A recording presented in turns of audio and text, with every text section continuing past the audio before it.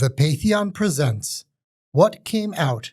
The Origins of the Fastbrækers, written and read by the author, Andrew Stewart Bergerson.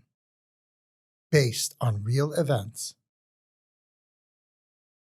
Prudence and the Ethical Will. Prudence drowned each night in the creek, flooded by rebirth rains, her limbs bound by invisible cords. She heard the hymn long before she saw the bard. Companion true with soul divine, we've been friends since you were 8 or 9. We've climbed the heights of living trees, learned to live in harmonies, without fears or guarantees. She slept curled up in the roots of an ancient maidenhair tree, her snout stuck deep into her fur. It was the burrow of her own making, yet the song tugged at her awareness. It reminded her of something she was missing. How of Tang sang tunes like this one from distant lands. The bard brought them like gifts. Isn't that stealing? Prudence had asked him more than once. Cultures are living things, Hal always replied. They thrive on cross-pollination. You think the author would agree? True genius breaks the standards of beauty to create new ones. You certainly break these songs. I riff on the tunes. Badly. And I write my own lyrics. Corny ones. Now Hal's tenor was making its way up the creek. Prudence did not want to know why. We made joy every day. All games of living did we play. Now you climb through the boughs, no more fields for you to plow. I promised to be nicer, Prudence begged, even to Mother. But inevitability settled on her heart like a heavy snow, knowing that death had come. Only a new season would bring rebirth. On that particular harvest festival, celebrated across the Ring Empire on the second Sunday of the tree, Hal and his song were the least important things to come out the outpost at Douai. This is the tale of Prudence and the Ethical Will. It deals with a tragedy that we must all face at some time. I did as a young man.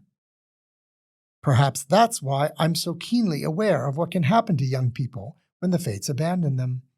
I worked for the Holy Inquest. I knew that the gods of destiny could be callous. All mortals fear dying. Few realize how much we fear living. Here's how it went for Prudence. A lingering odor of rancid butter goaded her to face facts. Like the fact that the skin of the maidenhair's berries was caustic, blistering the paws of anyone who touched it. Or that Prudence liked to sleep here among its roots because it meant that the other ferrets left her alone. Or that Pætheon, her father, had been gone too long. Something smells dead. I know, the voice hissed from a crack in the rock in the meadow, for I am death. Prudence could see the head of the queen cobra emerge from the top of Whozle Hill, looming above the maidenhair. Good morning, Siwong, the bard responded. I bring bad tidings to the Whozles. Not one of the pups! Siwong did not like the thought that one had escaped her jaws. It's Pætheon. Hal presented something ferret-sized, wrapped in a sackcloth. A whine escaped Prudence's throat. Give it to me, Siwong demanded. That's not for me to say. I thought you'd prefer your meals fresh. Siwong slithered closer. Death is nothing if not flexible. Neighbors will start pitying her again, like they did when they first separated. Oh, Mildred, you're so courageous. You bear it all with such dignity. Jacks will start leaving gifts, mice and moles the way Mildred likes it. The snake slid down the hill to make her case. Then tell the widow. She'll listen to the bard. I'll give her your message. Hal tried to walk around the giant cobra, but the serpent slithered over to block his passage. He's of no use to them anymore. I promised to say something on your behalf, Siwang. A full cobra won't eat pups for several weeks. They have to grieve first. Hal jumped from stone to stone to avoid the serpent. What an awful thing to happen on the harvest festival. Bah! The snake hissed after him. Death takes no holidays. Poor silly Millie, Prudence thought. I was her first litter and an accident. Then they came out in droves. 6, 8, her latest 5. Millie the broodmare. Mrs. Purahan Whozle. Widow Whozle. She doesn't even get to decide her own name. Prudence didn't really hate her mother. She feared becoming her. That's why she avoided any contact with young jacks during mating season. Prudence avoided most everyone. Siwang slithered down the creek. The giant cobra liked to wait in a sunny spot behind the rocks until a deer or a wild pig came to get a drink, and then strike it from behind. Siwang didn't notice her hiding in the roots of the maidenhair tree. Prudence was a Whozle, after all. Whozle is a curious word. We would call it a portmanteau in the kin kingdoms where I was born, a word that blends two other words. Taken apart, it refers to a person who disguises themselves as someone else by wearing, porter, their clothing, un manteau. Taken together, the word portmanteau does what a portmanteau is, if you catch my meaning. By hiding itself in other words, the word becomes something else entirely. The same is true of a Whozle. It's more like a placeholder than a name, a who that remains a puzzle, a cipher for an identity that resists identification. And so the name Whozle does what a Whozle is. It hides its true nature the more actively you seek to understand it. You may wonder, then, that I know this story at all. Nothing in my work as a detective had prepared me for seeing a ferret as the hero she would become. But she was a Whozle, so I can perhaps be excused for overlooking her. I bet you didn't notice Prudence either. She stayed hidden when Bastien got into that fight with Siwang. The elder reminded her too much of the younger siblings she was always responsible for watching. Prudence resented babysitting adults even more. Her mother seemed incapable of getting through the day without hysterics. Where is your father? The burrow needs digging. The pups need tending.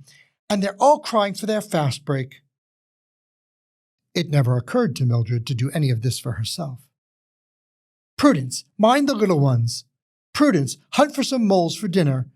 I'm at my wit's end, Prudence. I cannot manage it. Mildred always called for her after the crisis had already taken place. How can I fix something that's already happened? That's why Purahan hid at the quiet pond. That's why Prudence hid under the ginkgo tree. Along with hiding, Whozles have an uncanny knack for tracking. Like her father, Prudence saw right into the heart of every matter. That's what made her so cynical. She knew precisely what role she was expected to play in her family, in ferret society, and she hated it. The way only a Whozle could hate feeling trapped. Prudence sat in her den, embraced by the roots of the ginkgo, dreaming of a life of purpose, convinced it was as distant as the pole star. But death changes everything.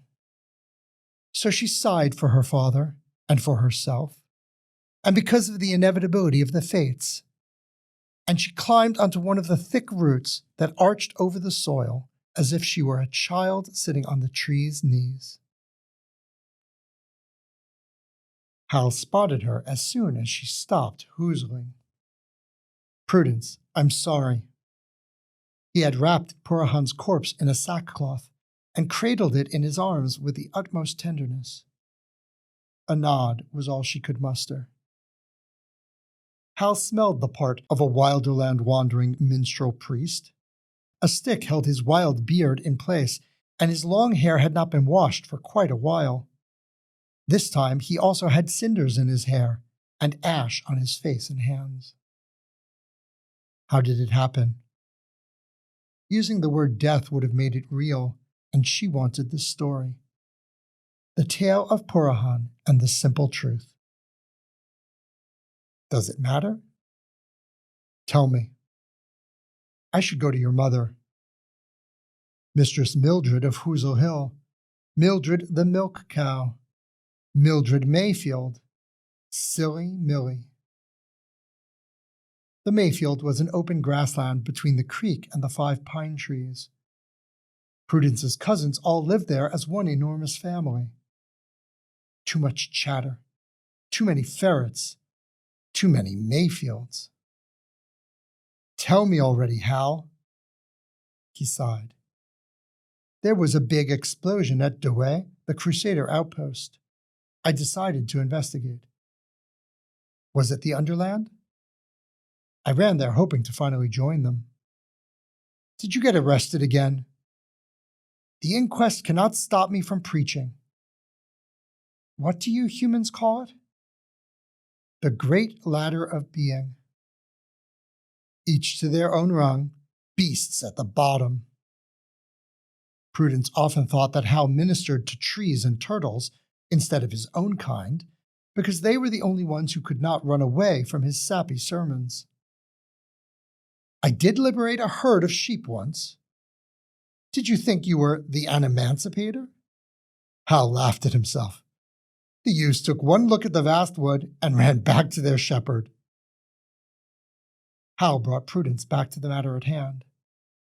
I heard it from the Aspens, who heard it from the Lindens. It was a retaliatory strike after the Crusaders attacked the Hawthorn. The fairy force killed Purahan? No, a criminal while they were in jail. They must have trapped him. Prudence looked away. None of this makes any sense. Death never does. Bunch of stupid Crusaders could never catch a Whozle. Truth to that. Hal had a kind heart, the kind that thought so much about others that he forgot himself. But it grated on her, all that faith, all that hope. Was it still on fire? A woman was trapped in the basement. When I went back in for her unconscious comrade, I grabbed your father, too. I figured you'd want to see for yourself. Prudence knew she should have thanked him, but couldn't. The Crusader was a woman? A few are. You risked your life for them? The young man's a Tierjean. It could have been me in there. They impose order. You fight for freedom. We're all leaves on the same tree. A simple wooden medallion hung from his neck, the living tree on one side, a diagram of the great pole on the other. In Tie, Hal called it the Tai Jitu, sun and moon chasing each other in eternal motion. Did either of these Crusaders know how it happened? The young man was out cold, a blow to his head, but the woman said they caught Purahan the day before at the quiet pond, along with an escaped murderer. He talks to anyone who listens. He must have not noticed they were hunting him. He forgets himself when he talks. Apparently, this criminal killed Purahan during an escape. The murderer. He already was one before he killed your father, allegedly. You don't believe her? No. There was more. He was holding back. Just tell me how. Prudence would be satisfied by nothing less than the truth. I found him in a cage. I removed 2 crossbow bolts. Prudence approached, sniffing. Hal showed the wounds to her, brown patches of dried blood glistening with royal jelly. The clergyman had applied it not to heal, but to prevent festering. The door to the cage was open, point-blank range. Something twisted in Prudence's gut. Target practice. Hal had many things to say about the Northern Initiative, but Prudence had not yet developed a strong opinion one way or the other. She lived deep in the vast wood, far from the Great Trunk Road, and Hal was the only human she had ever met. No amount of whoozling could have saved him. He didn't stand a chance. It's not fair. Death never is. That's not justice either. It is in the Ring Empire. She grew angry now. This criminal may have murdered her father, but the restoration of order stole his whoozling. Thieves. Oh, Pætheon, my Pætheon! The shriek came from above them on the hill. Mildred Whozle nearly fell down the slope, followed by cascading waves of pups. Prudence was suddenly embarrassed. Hal had not been to visit for some time.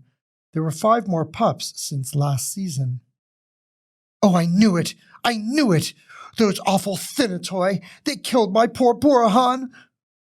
Mildred used the word for mortals the way most people said the word beast. She thought it made her sound more educated. Mildred sniffed the corpse but didn't touch it.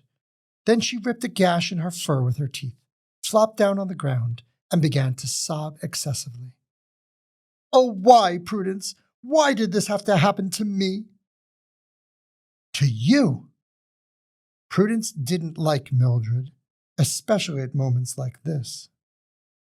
But she was still her mother.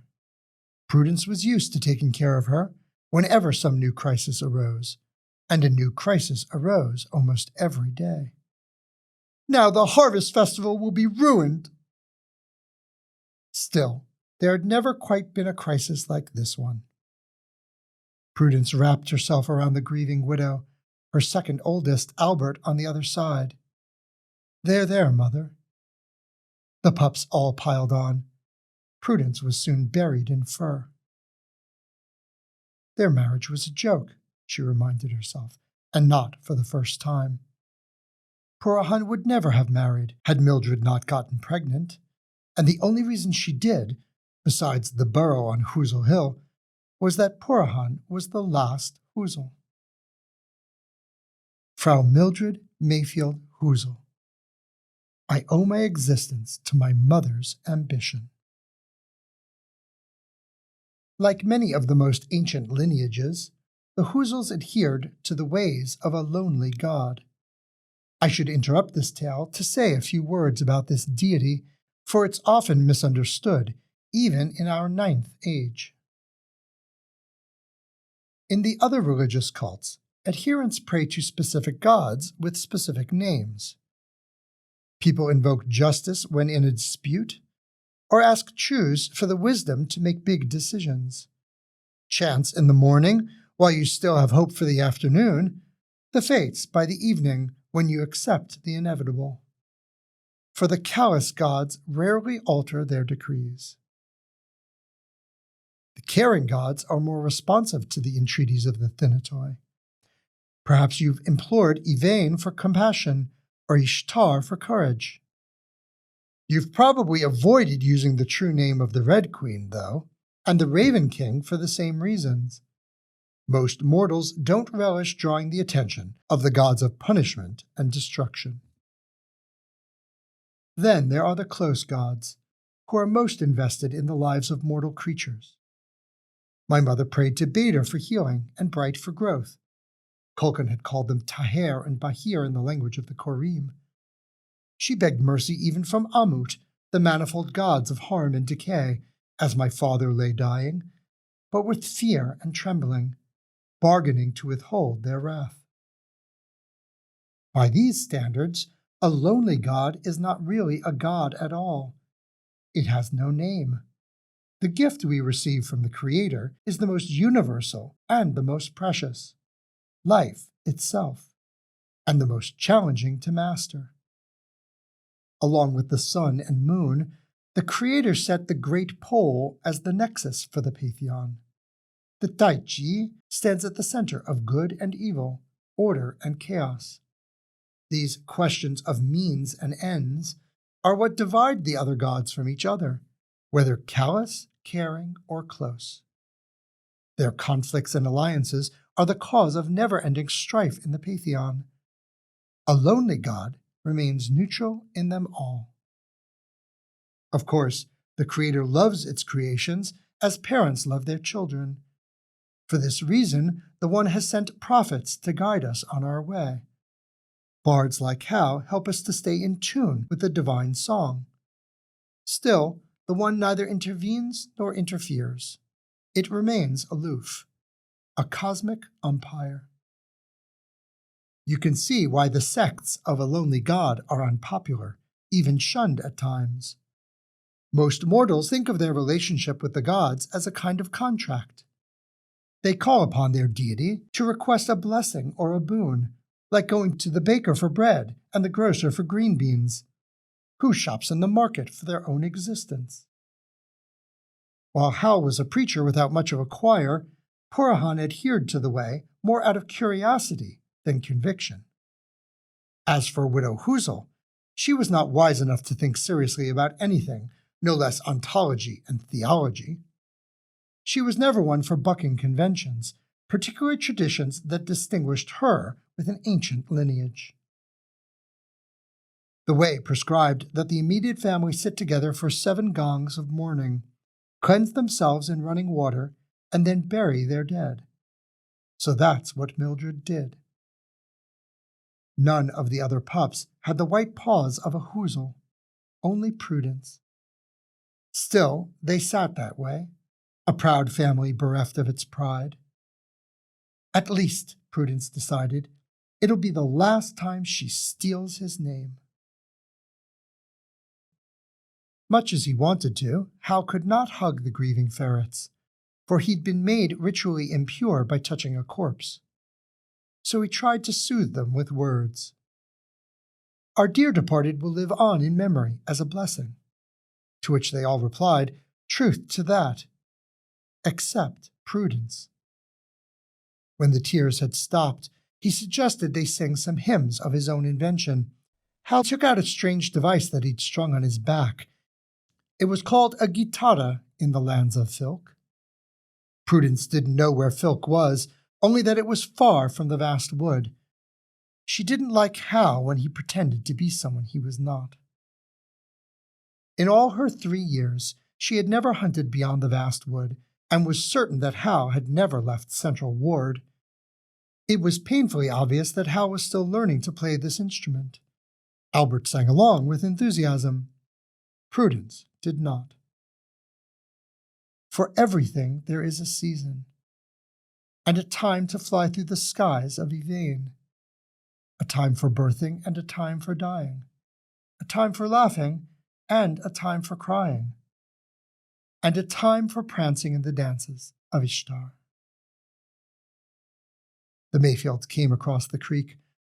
Doris was there, Prudence's cousin. Prudence hugged her, more for Doris's sake than her own. Little Edna gave her a tender lick. They told all the wrong stories. They spoke of Pætheon as the husband and father he had never been to his family, rather than the poet and philosopher he had been on his own. If only you knew him as I did. Mildred gave more praise to the dead than she had ever given to the living. It's a kind of jealousy, Prudence decided. Pætheon had never shared his philosophy with Mildred, only with her. She didn't have the heart to share it with the family now. It was all that was left of him. Pætheon spent his life hunting for answers for how to live well. Now no one in the Pætheon will ever know what he learned. Prudence knew that Hal was really here for her. Mildred would have preferred a ferret Kohenu over a human bard, but Prudence evaded Hal's glance. Did Pætheon ever truly live according to his own philosophy? The coward! She argued with Pætheon's ghost. What a waste! What a tragic, stupid waste! The news spread. In spite of the holiday, ferrets came from far and wide to comfort the bereaved, friends and neighbors who had known Purahan as Eli. Though he was a Whozle, most had shunned him because of his unconventional way of living. Now they reappeared as loyal friends. Mildred welcomed them graciously, like a queen holding court for a fallen king. Prudence recognized a hunt when she saw one. These jacks want nothing more than for the entire ugly matter to be done and buried, so they can compete for Mildred's favors, for her warren. The jacks consoled Mildred that the corpse would only attract predators, or worse. Siwang's offer was discussed among the whole community. "My dear departed would not mind," his widow announced, "if it would protect us from harm." Prudence hated her for it. She took the pups for a swim to clean them up for the ceremony, while Mildred returned to the warren to prepare herself. Prudence watched as Albert and Doris and little Edna washed themselves clean of their sorrow in the fresh mountain waters. She was happy for them. When they were done, Hal took off his robes and entered the creek where it ran deepest. Singing his prayers, he washed the corpse and the cloth in which it was wrapped. It almost looked now like Purahan was sleeping. Hal continued to sing to himself as he thoroughly scrubbed his own body, his hair, his clothing. While he dried his robes and naked body in the sun, he braided his beard. Only after the others left, and the water ran clean again, did Prudence enter the creek. She desperately needed to wash. She took a long drink, and then jumped. The pool was crystal clear, and the water was cool, even after a day in the sun, and just what she needed. She paddled and dove and floated until she felt clean. Shaking herself off, she saw her reflection in the rippling mirror of the pool. Like both parents, her topcoat was mostly black, with some brown in the undercoat. Like her father, her white paws made it look like she was wearing gloves. When she was born, there had been no small amount of talk about Purahan wasting his inheritance on a Jill, even if she was the first. Mildred did not approve of breaking with tradition, while Purahan could care less about such things. Now I am the last. But like her mother, the fur around her eyes was white, as if she was wearing a mask. It was often how Prudence felt. On days like this, she wished she could scratch it off. It was twilight by the time the entire community reassembled at the creek. Purahan lay alone, on a root of the ginkgo tree, his body draped in cloth. It could be anyone now. Hal held a short but moving ceremony of parting. The ferrets looked like a colony of prairie dogs, standing upright in a great mass. Mildred was encircled by her relatives and a sea of admirers. These were the Gamma, Delta, or Epsilon ferrets, who had never taken a wife but now thought they might stand a chance. One even handed Mildred a tiny pawkerchief. Pathetic. Through it all, Mildred leaned on Prudence. The bard talked of Purahan and the living tree, which they called the Tree of Life. He sang a song about the dark season of caves to come and the season of rebirth that follows thereafter. Hal said nothing of Purahan's wisdom, recited none of his poems. There was no discussion of liberation from the tyranny of conformity, of living authentically. They've murdered his memory. Only gradually, as her anger waned, did she notice it lingering there between them. That thing she'd been missing. Or perhaps a portmanteau of something missed. It had no smell, made no sound, but seemed to have a will of its own. To be heard, to be given, to be followed. Prudence thought of the legends. Maybe the dead do walk among us, and no one is listening. Let us conclude our service by conveying the spirit of our dearly beloved to the gods." Hal raised up his arms, and Albert gazed at the glorious night sky.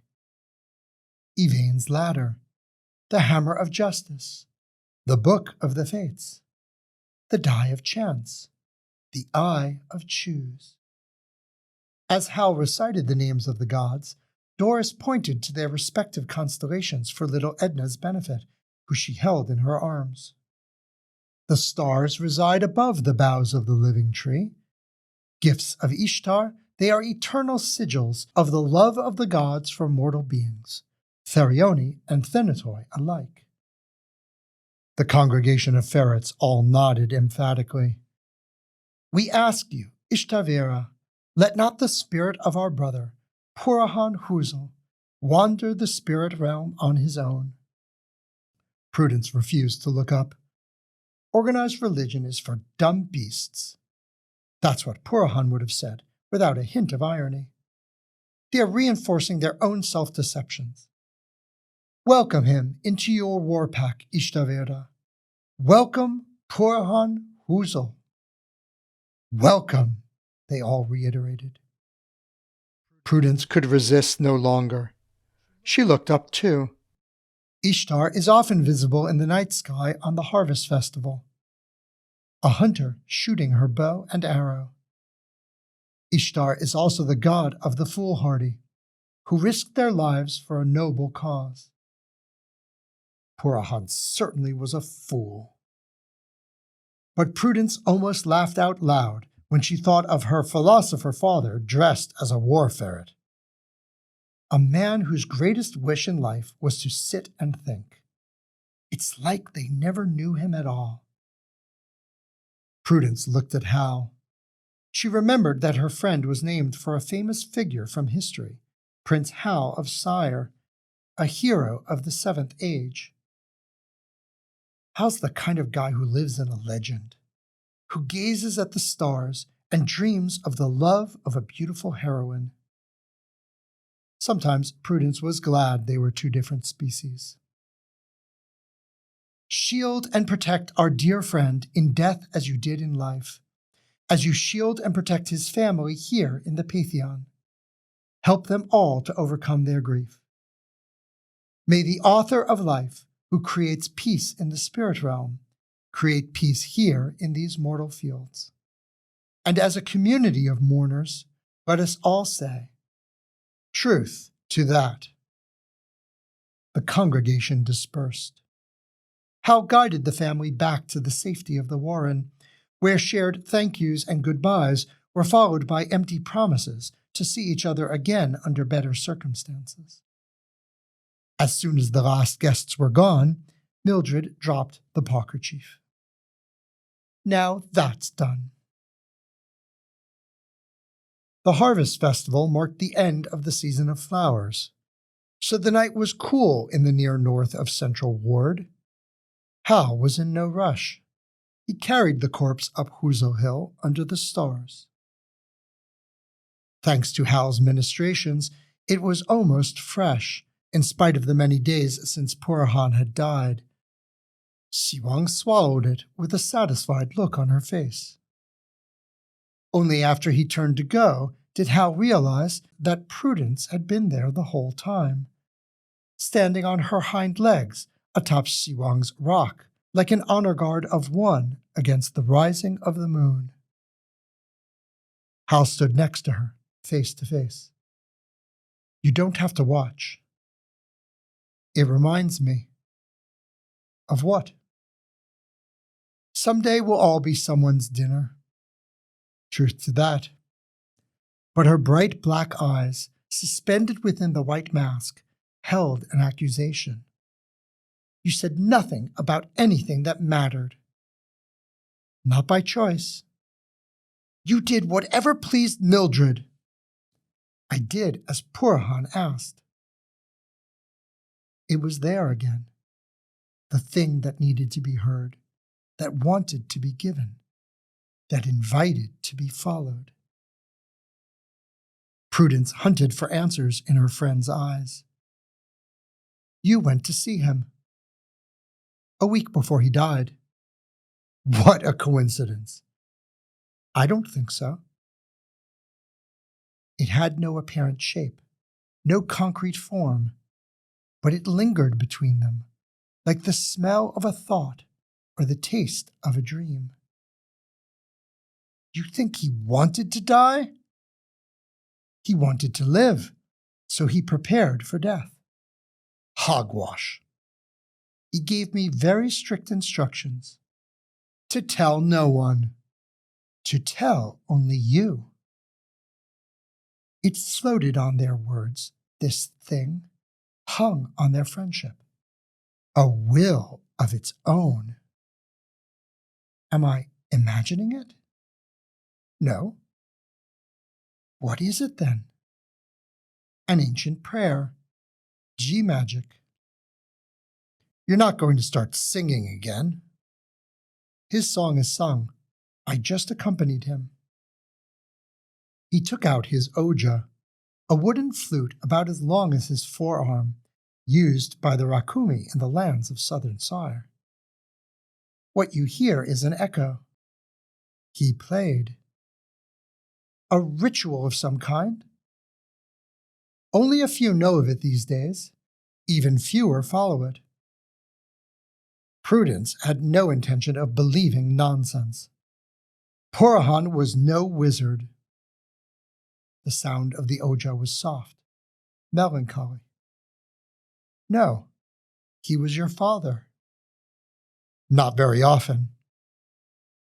In all the Pætheon, he loved you most of all. Not more than his philosophy. Even so. Prudence grew silent to feel the soothing sounds of the oja. All the sadness, all the anger that she'd buried welled up inside her. But instead of drowning her, the pain of losing her father whet her curiosity. Pætheon was leading her on a final hunt for answers. She missed it. She wanted it. She needed it. It's called a tzava'ah, an ethical will. The ancient prophets of the way often knew when their time had come. So they called their children to their side to give them one final blessing. Like what? An inheritance? Of a sort. They shared the lessons that they'd learned in life. That's what Pætheon wanted to give to you. The wisdom to live your life well. Not yet. It's too fresh, too raw. They're only words. Prudence turned and looked at the moon. That's all he ever did. Talk. I've not come to defend how he lived.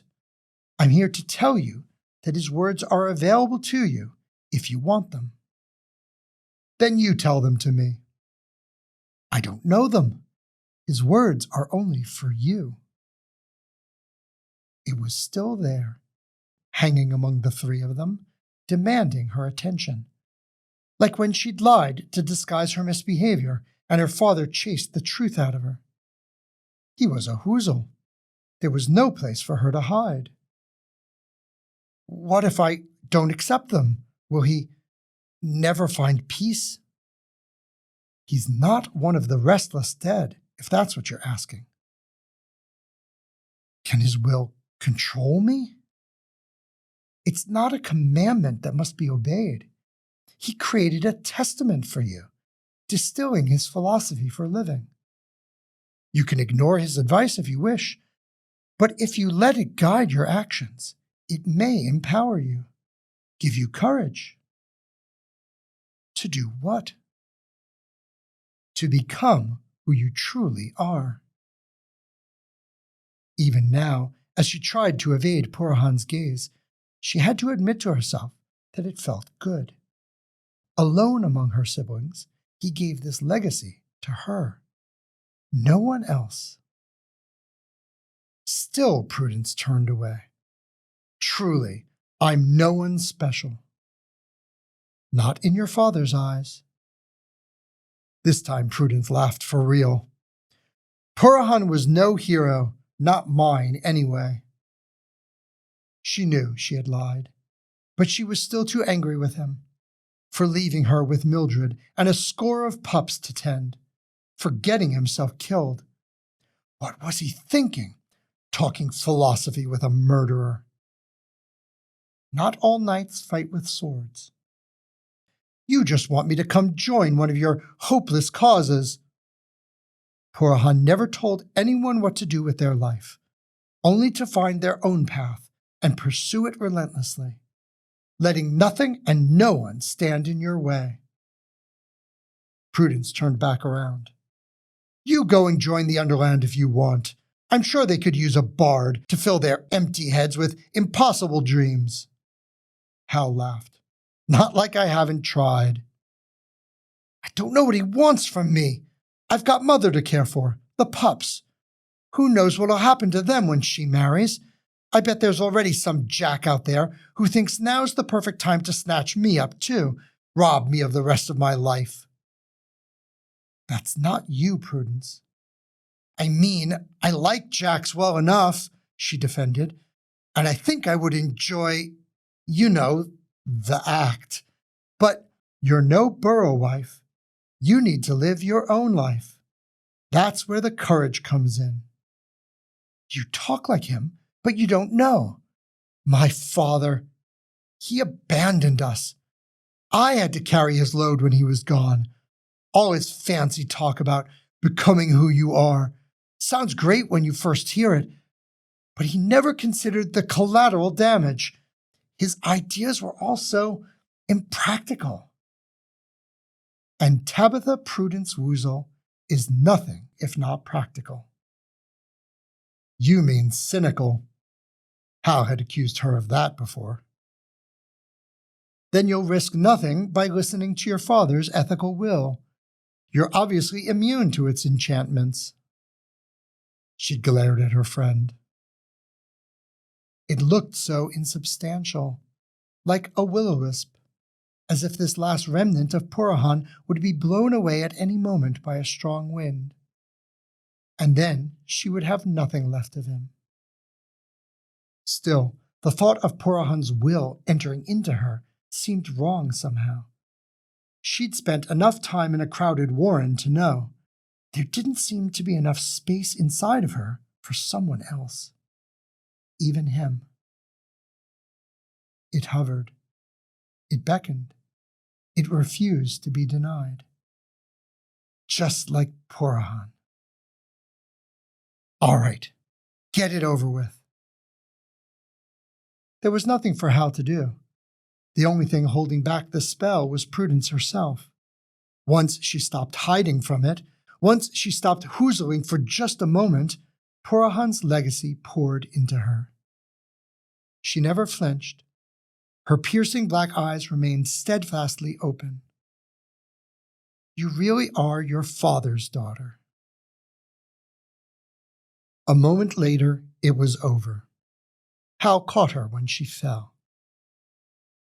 Prudence remained aware, somehow, of the bard carrying her sleeping body back down the hill, as Hal had carried Pætheon's corpse earlier that same day, as her father had carried her as a pup, dreaming of all that his precious daughter might someday become.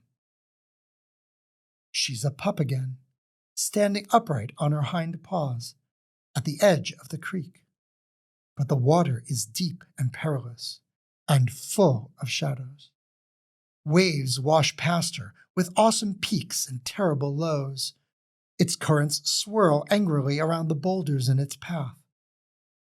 So much rage. It's the creek of her nightmares. Now and then, a vortex exceeds its own limits, escapes the rush forward, sweeps past her, reaching out to pull her in. Prudence tries to keep the waters at bay. I don't want to get wet, she said in her sleep, but not to Hal. Pætheon stands at her shoulder. Jump in, an exciting new adventure. She stepped back. I don't know how to swim. All ferrets know how. She stretched her paws against Hal's arms like she was pushing Pætheon away, but her father was not really there. I'm scared, Make a game of it, Prue. We'll pretend to be fish. A creek is a burrow to a carp. Only Pætheon called her Prue. What if I drown? Help will come. I mean, what if I drown in those thoughts, in those nightmares? She was referring to the strange voice stalking her, the dreams that chased her while she slept, the words that were neither hers, nor Pætheon's, nor even Hal's. Fear is the obstacle. So Prudence was not prepared. Thud! When her father shoves her in. That was mean, she cries out from the water. But Pætheon was not really there. It's the river that drags her in. She plunges deep. The bard found the maiden hare along the creek and laid her carefully in its sheltering roots. Had she been conscious, she would never have let him pet her, but he did so tenderly, wishing her a good night's rest. She cannot breathe. The rapids toss and turn her until she doesn't know which way is up and down or left and right. All she feels is the tremendous forward thrust of the current, whisking her towards the dreams that are not hers. Whence shall help e'er come to me? Whose voice is that? She tries to Whozle away. She pushed with her paws against the roots of the maidenhair. Thud! She's hurled against another boulder. It feels like she's caught in a vice, like she's hitting it and being hit by it at the same time. Again, she's thrust downstream. These are obstacles of your own making. I can't hold my breath any longer. Then don't. I'll drown. I'll sink to the bottom of this river forever. Then nothing more can distract you from living. She lets go. Pætheon is gone, and Prudence is no longer alone.